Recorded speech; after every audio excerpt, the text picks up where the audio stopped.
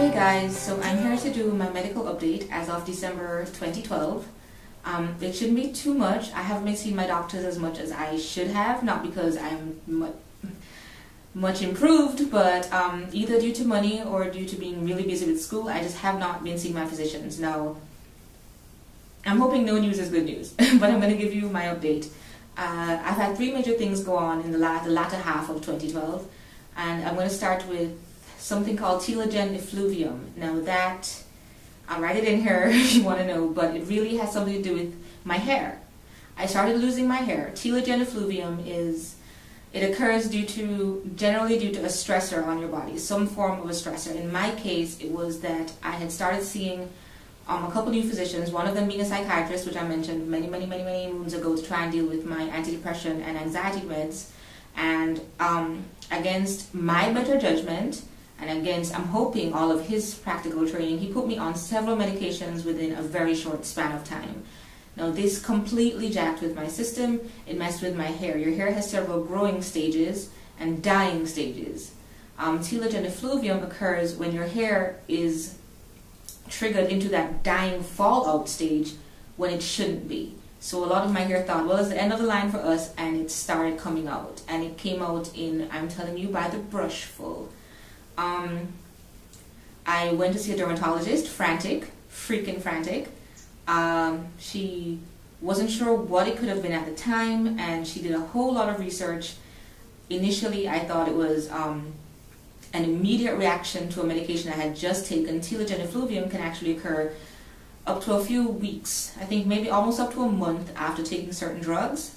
It's not just a matter of these medications leaving your system and your hair stop. It kind of triggers a train wreck of events that causes your hair to keep on doing what it's doing. I'm still recovering from that. I had my hair braided up into long, itty bitty, I felt like a kid again. I had these long plaits in my hair, probably 10 or 12 of them, that my mom would put in my hair once every week or so, and then we'd wash my hair, comb it through, and braid it back up again, because the stress of combing through my hair every single morning to go on the road, especially to go to school, would cause more and more of it to fall out. So the trick was to don't bug the hair as much as possible while using a caffeinated shampoo, caffeinated leave-in liquid. I actually did, before I could get my caffeine shampoos, I would do actual black tea rinses on my hair. Just steep really strong black tea, I'm talking 6 to 10 bags, and pour it through your hair several times. Does my hair still fall out now? Yes. Is it falling out as much to the point it did over summer and the beginning of school? No. I would be in tears combing my hair. Is it thinner than it used to be? Yes. Do I think it will stop shedding at some point? I damn sure hope so. I have taken to keeping it washed very frequently, because I find the longer that the oils sit in my hair from daily spraying or whatever I do, the more it wants to pull out. So I think it's almost, to me, it feels as though the heavier my hair gets without product on it, the more it comes out. So I try to keep it as natural as possible. I flat iron it very infrequently, I guess, when I'm feeling particularly cute. But for the most part, what you see is what I do. I do ponytails, I do poofs, I'm too tired to even comb this crap this morning. I do that. I try really hard not to stress my hair, because it is a safety blanket for me. When everything else was going bad and I felt horrible about my appearance, I always had this long dark hair. And the concept of thinking I was going to chop it all off, I think there's some wonderful, amazing women who can. And I guess I wouldn't know unless I was forced to do it, but for a long time there we thought I was going to have to cut my hair down to a pixie cut. And I don't feel like I have a pixie cut kind of personality, but I'm grateful it didn't get there. I'm grateful it hasn't gotten there yet, and I pray that it will, because I don't know if I'm one of those strong women who can rock that kind of confidence. Okay. I did take blood tests with my dermatologist. She checked thyroid levels again. My thyroid is barely holding on to normal. It is right there, right a point above the lower ridge of normal, so it is holding on. My B12 is still skyrocketing. I have gone from having no B12 in my system to the point where I had to get shots in the booty for B12, to it peaking above the upper range of normal and now not wanting to come down. The scary part about that is, and I'm really sick of hearing this come up, she asked me, without me having said anything in the consultation, when she called me with my blood results, she asked me if anybody had spoken to me about lupus. Now, I am really sick of hearing about lupus and the possibility of me having lupus. I I had to ask her, why did you ask that? I didn't say it because I don't like to feed diagnoses to doctors. Bad as it may sound, I want them to work. Dig so that you may, if anything, find something else the other dude didn't find. So I don't feed them information unless I feel it's terribly relevant or unless they're looking very dead-endish. So at no point did I tell her about my possible lupus diagnosis. I don't know. I didn't. So when she said that, my eyebrows went up and I started panicking. Why did you say that? Where would that come from? She said my blood test results for some other stuff that she tested, including my platelet count, among other things, indicates a high likelihood of having lupus. Have I ever been tested for lupus? I have been tested for lupus. It came out negative. I was then told that the majority of lupus patients test negative. So I am unfortunately still on lupus watch. And I hope just watch. I don't need anything else. Thank you, universe. I'm done. Please. The other aspect of my health has, of course, been my mental health. Now, given recent events in the world, I know mental health is becoming quite the taboo. Well, becoming more so of a taboo. I'm not going to stop speaking about it. My mental health issues, as I've mentioned before, I have horrible anxiety and I have depression that comes and goes as it chooses. The semester began with me being not so much depressed. I was, of course, extremely happy to be going back to school.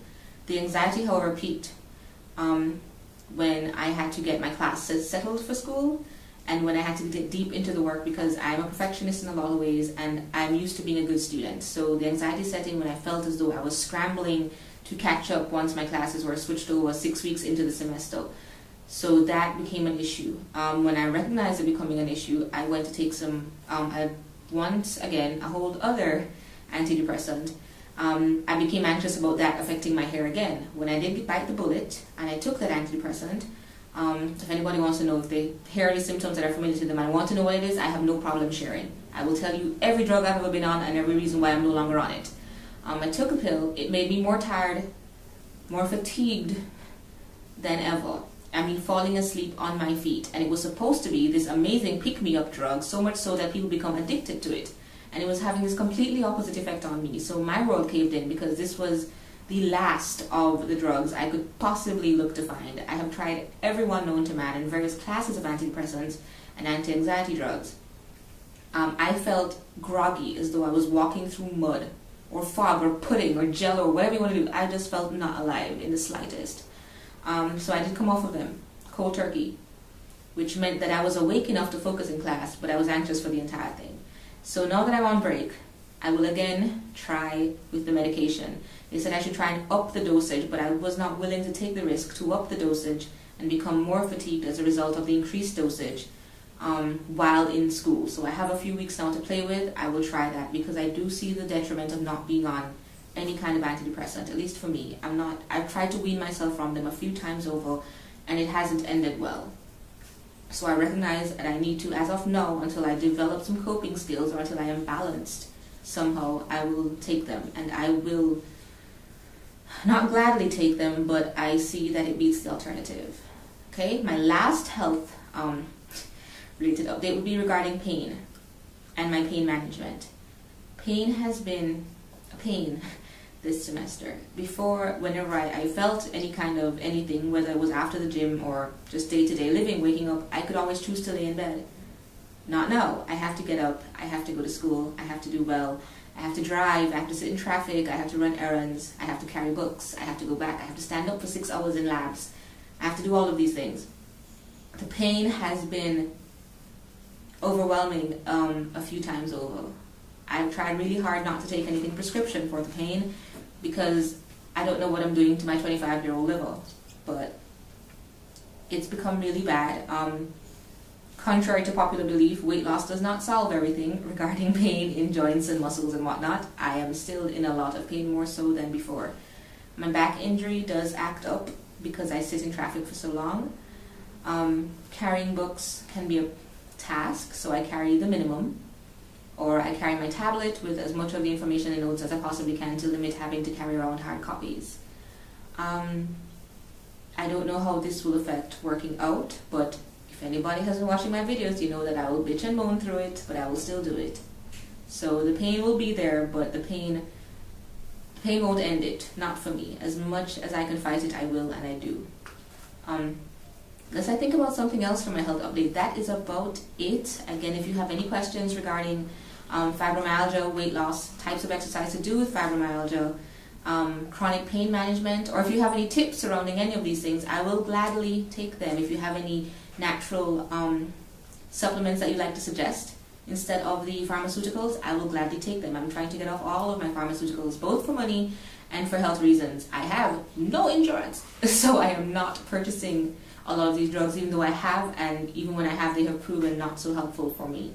So I hope my update has been at least informational, if not terribly interesting. I'm sorry, but some people do watch for this. And I pray for everyone for continued health